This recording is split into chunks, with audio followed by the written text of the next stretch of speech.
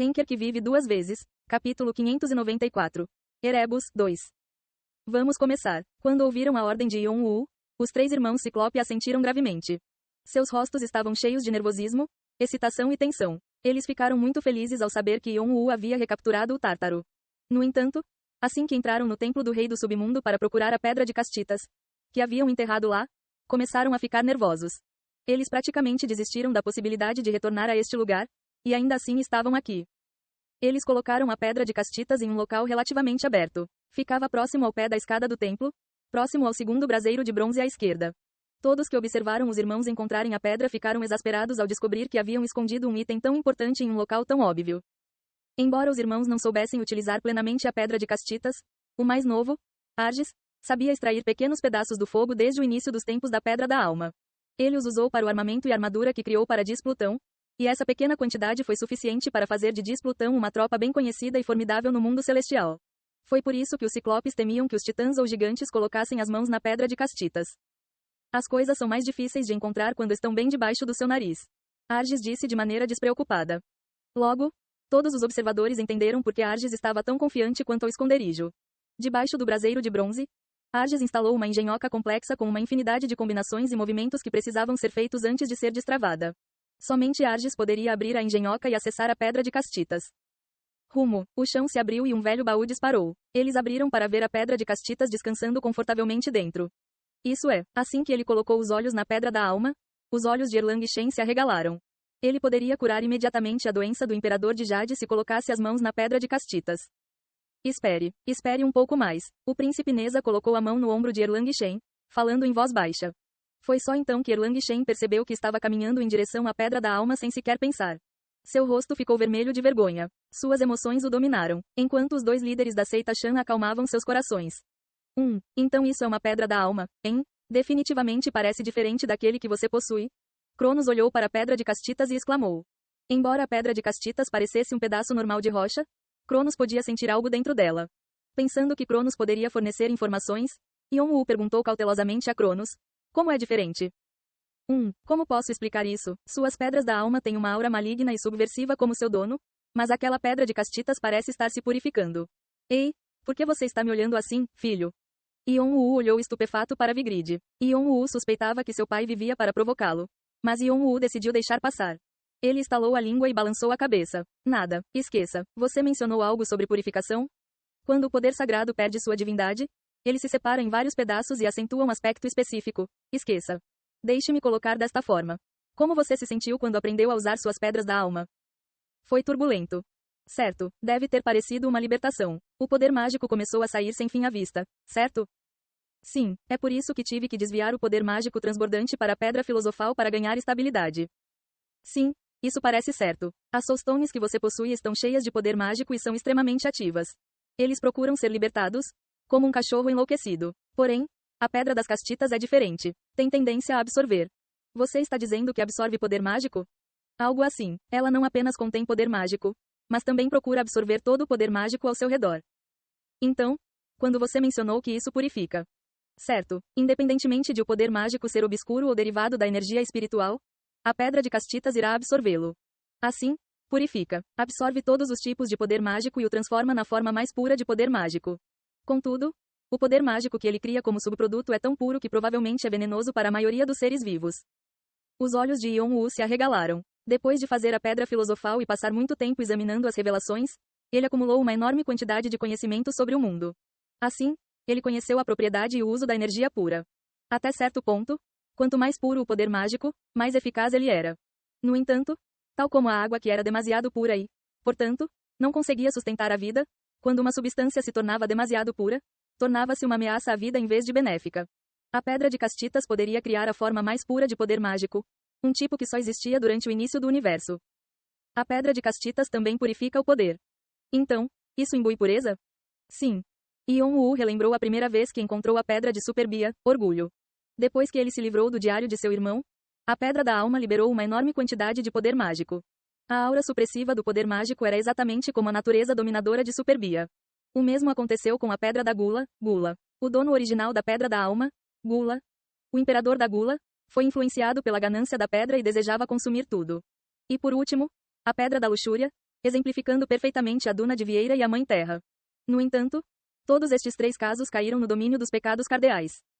Como a pedra de castitas possuía qualidades que a tornavam parte das virtudes cardeais, ela absorvia em vez de liberar. Se as pedras da alma da virtude cardeal forem reunidas para criar uma pedra da virtude, muito parecida com a sua pedra do pecado, tenho quase certeza de que saberemos quais efeitos e propriedades ela terá. Mas para você. Você está dizendo que é perigoso para mim. Sim, as 2 pedras, a pedra do pecado e a pedra da virtude, serão diametralmente opostas uma à outra. Curioso para ver o que aconteceria, Yon-Woo estendeu a mão para a pedra de castitas. Estalar, uma grande faísca saltou das pontas dos seus dedos, impedindo-o de chegar mais perto. Ele também sentiu a pedra filosofal tremer violentamente, como se o avisasse que a pedra de castitas não lhe fazia bem.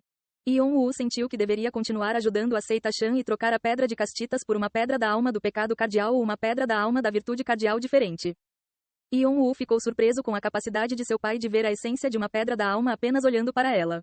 É claro que Yon-Woo não demonstrou essa surpresa, sabendo que não ouviria o fim da ostentação de seu pai se o fizesse. Eventualmente, Yon-Woo estendeu suas sombras e colocou a pedra de castitas dentro delas antes de sair. Yon-Woo deixou o Tártaro para a seita Shan e Niflheim e foi para Athena e a localização dos outros. Yon-Woo ouviu dizer que a porta do Erebus acabara de ser aberta. Oh, quem é esse? É meu apóstolo. Eu estava esperando por você. Ei, quem você está chamando de apóstolo? Ele é meu companheiro de armas. Esse cara ainda está vomitando a mesma bobagem. Ei, eu já liguei. Eca, que bobagem. Humanos não são itens sobre os quais você pode confiar. Como sempre, Ares e Hércules discutiram entre si, exasperando Yon-Woo. De qualquer forma, algo parece diferente nele hoje. Ele é como um objeto brilhante que eu quero obter, não, ele está brilhando e cintilando hoje. Eles olharam para Yon-Woo quando ele passou por eles sem dizer uma palavra. Eles podiam sentir algo estranho em Yon-Woo, uma aura supressiva e sufocante que também os atraiu estranhamente para ele ao mesmo tempo. A enorme fome deles por Yon-Woo ficou ainda pior. Maldita pedra da luxúria, Last. Yon-Woo percebeu o que estava acontecendo e franziu a testa. Ele também notou que os outros deuses e demônios estavam agindo de maneira um pouco diferente ao seu redor, mas esses 2 tiveram as reações mais dramáticas. O amor e desejo deles por você parece ir além do normal entre um sobrinho e um tio. Você é tão popular. Entretanto, como sugestão, sinto que você deveria esclarecer as coisas. Eu sei, pai, você não precisa me incomodar com isso. Tudo bem, hahaha. Yon-Woo soltou um suspiro ao responder ao treinamento de seu pai no banco de trás. Agora, ele tinha que se concentrar em salvar Hermes e Poseidon e trazê-los de volta. Não importava qual era o relacionamento deles antes. Agora que ele sabia quais eram seus laços com eles, era necessário contar-lhes para evitar confusão. Ele também precisava explicar o que aconteceu com Cronos. Athena estava parada em frente a um portão aberto, parecendo exausta. Ela claramente usou uma quantidade considerável de seu poder sagrado e coragem para abrir o portão. Você acabou de chegar? Sim, estou um pouco atrasado porque tive que lidar com algumas pontas soltas. Sem problemas, estamos muito gratos por você estar aqui. É algo que deveríamos fazer, me sinto mal por obrigar você a fazer isso e me tornar um fardo para você. Yon-Woo ficou triste, mas agradecido pela tentativa de Athena de recebê-lo, apesar de seu estado de exaustão. Ao contrário dela, os outros 2 que seguiram Yon-Woo pareciam não ter nenhuma preocupação no mundo. Yon-Woo ficou exasperado com a visão. Embora tivessem mães diferentes, eram da mesma semente, então como poderiam ter personalidades tão diferentes? Na verdade, falando objetivamente, não há razão para você ir tão longe para nos ajudar. Olhando para a figura magra de Athena, Yon-Woo não pôde deixar de dizer, não. Os assuntos do Olimpo estão relacionados a mim. Ele se afastou dos olhos questionadores de Athena e olhou para Ares e Hércules. Antes de irmos para Erebus, tenho uma coisa para lhe contar. Oh, você finalmente decidiu se tornar meu apóstolo. Neste momento, ele pode pisar em você sempre que quiser, então pare de vomitar bobagens. Claro, ele finalmente foi escolhido para lutar ao lado deste grande. Eu sou filho de Cronos. Yon-Woo disse as palavras sem qualquer aviso. Hércules, Ares e Athena inclinaram a cabeça, imaginando o que Yon-Woo queria dizer. Então, para simplificar, Yon-Woo evitou deliberadamente o olhar de Athena e olhou para Hércules e Ares, que tinham expressões vazias em seus rostos. Eu sou seu tio. Ei, que bobagem. Hércules franziu a testa, pronto para gritar com Yon-Woo por ser tão ridículo. SSS. No entanto, Yon-Woo liberou a aura que ele vinha mantendo sob controle. Não era seu poder mágico, mas a aura escondida dentro de Vigrid. O poder divino de Cronos que não funcionou antes porque a fonte da morte não havia sido ativada. Ponto. Ares e Hércules ficaram maravilhados com o poder divino e deram alguns passos para trás sem perceber. Athena moveu-se lentamente em direção a Yon-Woo com os olhos arregalados. Hahaha, é bom ver meus netos pela primeira vez. Como ex-rei dos deuses, eu deveria fazer uma entrada dramática, certo? Cronos sussurrou para Yon-Woo.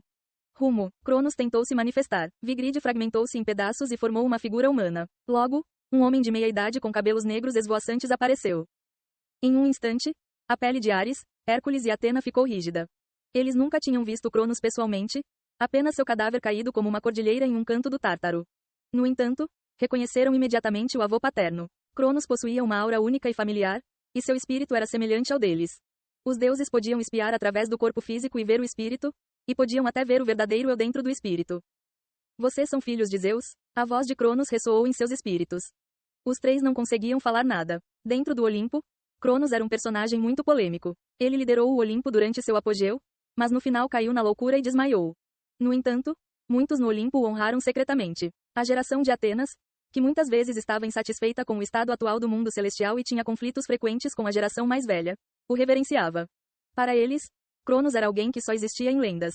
Quando tal existência apareceu diante de seus olhos, como eles poderiam não ficar surpresos? Além disso, a declaração de Ion-Woo de que ele era filho de Cronos ainda permanecia em seus ouvidos. A pele de Ares e Hércules ficou azul quando eles relembraram todas as declarações anteriores que fizeram a Ion-Woo. Ah, tio. Tio. Mensagens apareceram na frente dos dois. O jogador oferece um apostolado ao deus independente Ares. O jogador oferece um apostolado ao deus independente Hércules. Num instante, a pele dos dois deuses empalideceu. Ion-Woo olhou para eles com um sorriso cruel no rosto. Ei pessoal, antes de vocês irem, não se esqueçam de se inscrever no canal e deixar aquele like maroto se gostaram do vídeo. Isso ajuda o YouTube a dar mais alcance ao canal. Ativem o sininho para não perder nenhuma novidade. Muito obrigado pelo apoio e até a próxima.